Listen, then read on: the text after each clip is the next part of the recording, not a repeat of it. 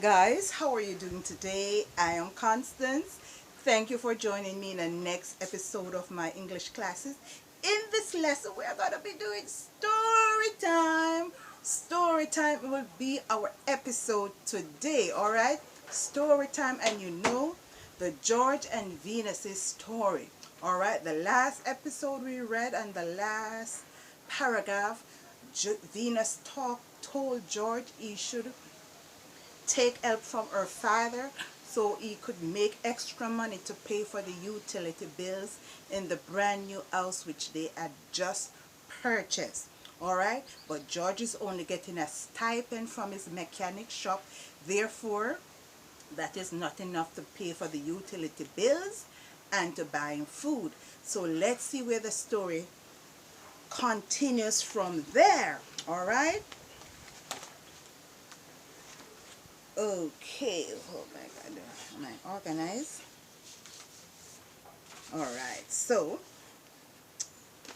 after having that very serious conversation with his girlfriend Venus, George Greenback entered his bedroom, slammed the door behind him, and took a seat on the pile of clothing on the floor.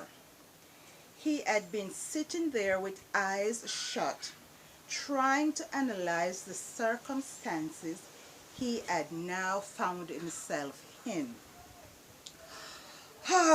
He uttered repeatedly as he tried and envisioned himself carrying out the task of two different jobs. Soon it came to his mind that he had read somewhere by way of a quote that the water doesn't run until the faucet is turned on. The water doesn't run until the faucet is turned on. With such a recollection, George told himself he needed to try before turning a blind eye to the situation being presented to him. Furthermore, he had a mother and two younger siblings rooting for him to do well with his trade, so they could improve their way of living. The thought of them was a very good motivation for him. But before George could finish with finalizing his decision, there came a hard knocking on the door. Jumping to his feet, George quickly opened the bedroom door, only to see Richard Thomas standing there. Not given the opportunity to utter the first word, Venus's father Richard got straight to the point. Are you going to continue with staying inside this room and hugging the floors? Or how are you going to get this place furnished so my daughter can have someplace comfortable to come home to?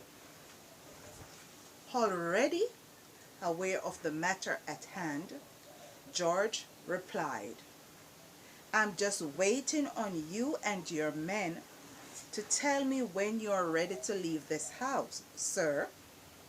Well, in that case, we are ready to hit the streets now, Venus's father said. What first, the furniture stores or the office space? Richard continued to ask. George held his tongue for a while and began wondering if it was a trick question. Knowing that Mr. Thomas held such traits, George desperately wanted to appease the man standing in front of him. Therefore, upon analyzing the situation, he answered confidently, well, Venus is my girlfriend and your daughter, and we both love her, and we both love to see her happy. So let's get this place furnished. Mr. Thomas gave George a dead stare for a while, and then he stated as if George was some sort of nincompoop, some sort of an idiot. Venus is already happy. Getting the house furnished will only make her feel more comfortable here whenever she returns home. But making her even more happier would be you raking in enough money to take her out to dinner at least every weekend and paying for the utility bills around here, continued Mr. Thomas.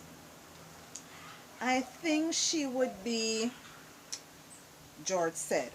Come on, let's get out of here, exclaimed Mr. Thomas, dismissing George's comment.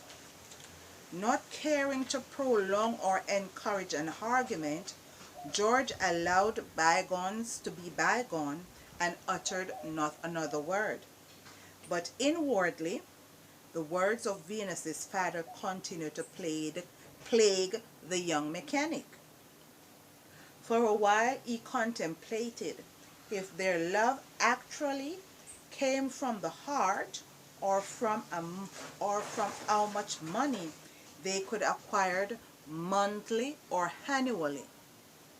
Nonetheless, Richard Thomas and his men started heading through the front door of the house on Nesbury Hill, and quickly George followed behind them, somehow thinking they would first visit a furniture shop, but the road trip only led to them looking at one commercial property after the other. 2 hours later, the ID location was found, just around a mile from Nesbury Hill, where Richard Thomas took out his checkbook and paid for the property right then and there, because he was determined to expand his business and have George Greenback be the head of it, somehow contemplating that this decision would bring about financial security for his daughter, her husband, her future husband, and the offspring they intend on bringing into the world. In that moment, George kept on wishing Venus was presently by his side to fill him in on the ins and outs of her father's business. But since she wasn't around, he knew he had to figure it out by asking many questions, because for him this was a once-in-a-lifetime opportunity, and he knew of no one else who had ever encountered such luck, especially from his village. For him, this was a culture shock, and only time and its experiences could ever remedy the affairs of this transforming lifestyle. However, finding the perfect spot for expanding his business,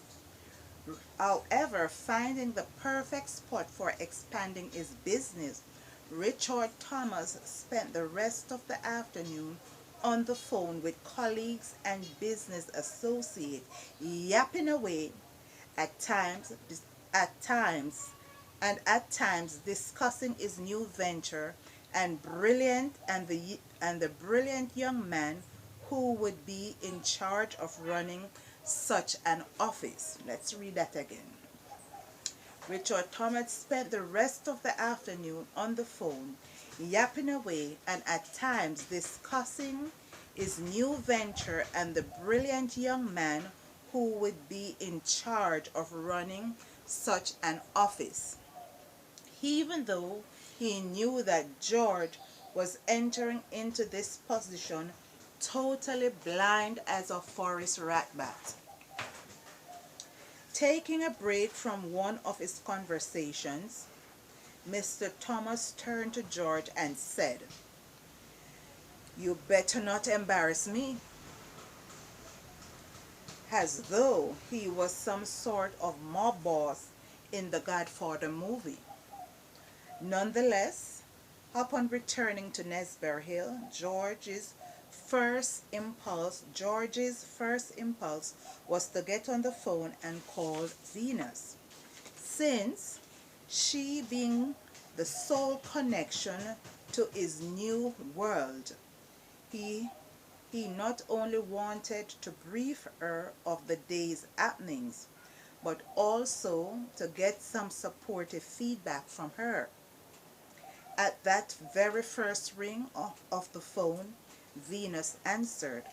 At that very first ring of the phone, Venus answered.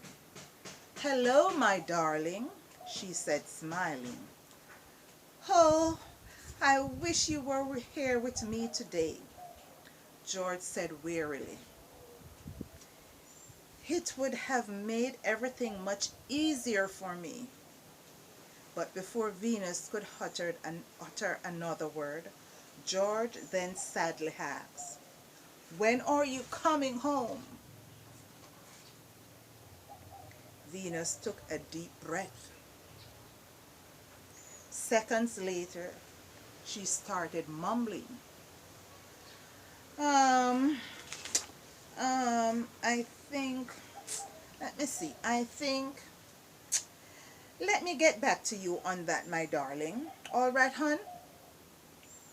We'll talk later, she then said, before the phones went dead. Now, what do you think of this story? Is Venus playing with George? Is she taking him for her boy toy? Alright, is she actually or really at some place doing some business, or she's with another guy? What is going on? Does she really love him? Does she and her father is trying to use him to get ahead? Right? Let's see where the story ends, guys. Let's see where the story ends. Leave your comments. Give the story a title.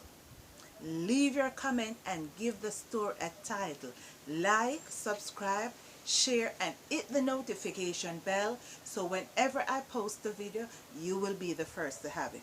Until my next class, guys, I hope you will join me then. But I need for you to tell me where you want this story to go or what you think about the story. Alright, guys, love you, take care, and have a happy day. Bye-bye.